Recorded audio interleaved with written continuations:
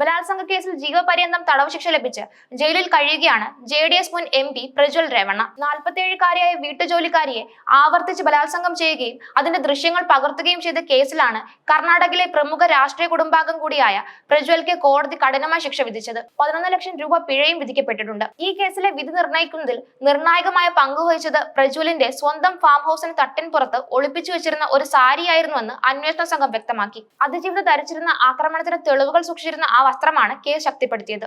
Prosecution പ്രകാരം ബലാത്സംഗത്തിന് ശേഷം പ്രജ്വൽ ജോലിക്കാരുടെ സാരി ബലമായി കൈവശപ്പെടുത്തി. ഇന്ത്യ ടുഡേ റിപ്പോർട്ട് ചെയ്തതനുസരിച്ച് അന്വേഷണ ഉദ്യോഗസ്ഥർക്ക് പിന്നീട് അതിജീവിത വെളിപ്പെടുത്തിയത് ആ ദിവസം ധരിച്ചിരുന്ന സാരി അദ്ദേഹം തിരികെ നൽകിയില്ല, അത് ഫാം ഹൗസിൽ തന്നെ ഉണ്ടാകുമെന്നായിരുന്നു. അന്വേഷണ സംഘം ഉടൻ തന്നെ ഫാം ഹൗസിൽ പരിശോധന നടത്തി. അവിടെ തട്ടിൻപുറത്ത് സൂക്ഷിച്ചിരുന്നത് തന്നെ ആ സാരിയാണെന്ന് കണ്ടെത്തി. സാരി ഫോറൻസിക് സയൻസ് ലബോറട്ടറിയിലേക്ക് അയച്ചു. പരിശോധനയിൽ ബീജത്തിന്റെ സാന്നിധ്യം സ്ഥിരീകരിച്ചു. തുടർന്ന് DNA പരിശോധനയിൽ അത് പ്രജ്വലിന്റേതാണെന്ന് തെളിഞ്ഞു. പ്രജ്വൽ രേവണ്ണയ്ക്കെതിരായ പീഡന കേസുകൾ 4 രജിസ്റ്റർ ചെയ്തിട്ടുള്ളത്. അതിൽ ആദ്യത്തെ കേസിലാണ് ഇപ്പോൾ ശിക്ഷ വിധിച്ചത്.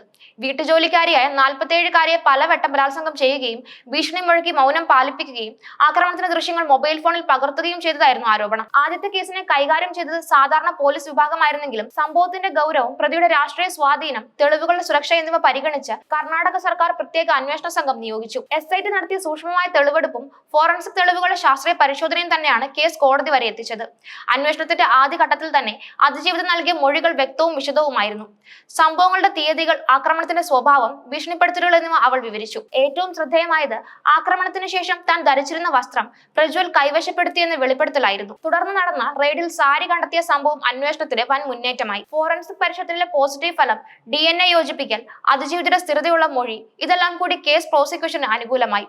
കോടതിയിൽ പ്രോസിക്യൂഷൻ അവതരിപ്പിച്ചത് പ്രതിയുടെ രാഷ്ട്രീയ സ്വാധീനം കൊണ്ട് തന്നെ കേസ് നീണ്ടുപോയെങ്കിലും തെളിവുകളുടെ ശക്തിക്ക് മുന്നിൽ പ്രതിരോധത്തിന് വഴിയില്ലാതെയായി. പ്രതിഭാഗം വാദിച്ചത് ഫോറൻസിക് തെളിവുകൾ പ്ലാൻഡ് ആണെന്നായിരുന്നു.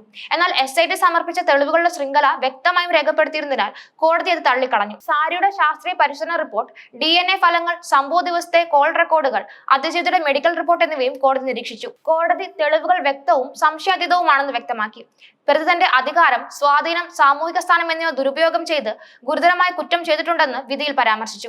അതിജീവിതയ്ക്ക് നഷ്ടപരിഹാരമായി 11 ലക്ഷം രൂപ നൽകാനും ജീവപര്യന്തം തടവിന് വിധിക്കാനും കോടതി ഉത്തരവിട്ടു. ഈ കേസ് ഇന്ത്യൻ ക്രിമിനൽ നിയമത്തിൽ തെളിവുകളുടെ പ്രാധാന്യം വീണ്ടും തെളിയിച്ചിരിക്കുകയാണ്. പ്രത്യേകിച്ച് ലൈംഗിക അതിക്രമ കേസുകളിൽ സംഭവ സമയത്ത് ധരിച്ചിരുന്ന വസ്ത്രം പോലുള്ള ഫിസിക്കൽ എവിഡൻസ് ശക്തമായ തെളിവായി മാറുന്നു. ഇവിടെ സാരിയിൽ ലഭിച്ച DNA പൊരുത്തപ്പെടൽ പ്രതിയെ നേരിട്ട് കുറ്റവുമായി ബന്ധിപ്പിച്ചു. പ്രജ്വൽ രേവണ്ണ കർണാടകയിലെ ശക്തമായ രാഷ്ട്രീയ കുടുംബത്തിലെ അംഗമാണ്. മുൻ മന്ത്രി HD രേവണ്ണയുടെ മകനും മുൻ പ്രധാനമന്ത്രി HD ദേവഗൌഡയുടെ കൊച്ചുമകനുമാണ്. കേസിന്റെ സ്വഭാവം, തെളിവുകളുടെ ഭാരം, രാഷ്ട്രീയ പശ്ചാത്തലം എന്നിവ കാരണം ഈ വിധി സംസ്ഥാനത്ത് വലിയ ചർച്ചകൾക്ക് വഴിവെച്ചിരിക്കുകയാണ്. കേസിന്റെ മുഴുവൻ കാലഘട്ടത്തിലും രാഷ്ട്രീയ സമ്മർദ്ദങ്ങളും സാമൂഹിക ഭീഷണികളും അവഗണിച്ച് അതിജീവിതത്തിന്റെ മൊഴിയിൽ സ്ഥിരത പാലിച്ചു. പ്രതിയുടെ സ്വാധീനത്തെ അവഗണിച്ച് തുറന്നു പറഞ്ഞ അവളുടെ നിലപാട് കോടതി വിധിയിൽ നിർണായകമായി പങ്കുവഹിച്ചു. പ്രജ്വൽ രേവണ്ണയുടെ അഭിഭാഷകർ ഉയർന്ന കോടതിയിൽ അപ്പീൽ നൽകാൻ സാധ്യതയുണ്ട്. എന്നാൽ നിലവിലെ വിധി ഇന്ത്യൻ നിയമത്തിൽ തെളിവുകളുടെ ശാസ്ത്രീയ പരിശോധനയ്ക്ക് നൽകുന്ന പ്രാധാന്യത്തെയും അധികാരികൾക്ക് നിയമം ഒരുപോലെ ബാധകമാണെന്ന സന്ദേശത്തെയും ശക്തിപ്പെടുത്തുന്നു.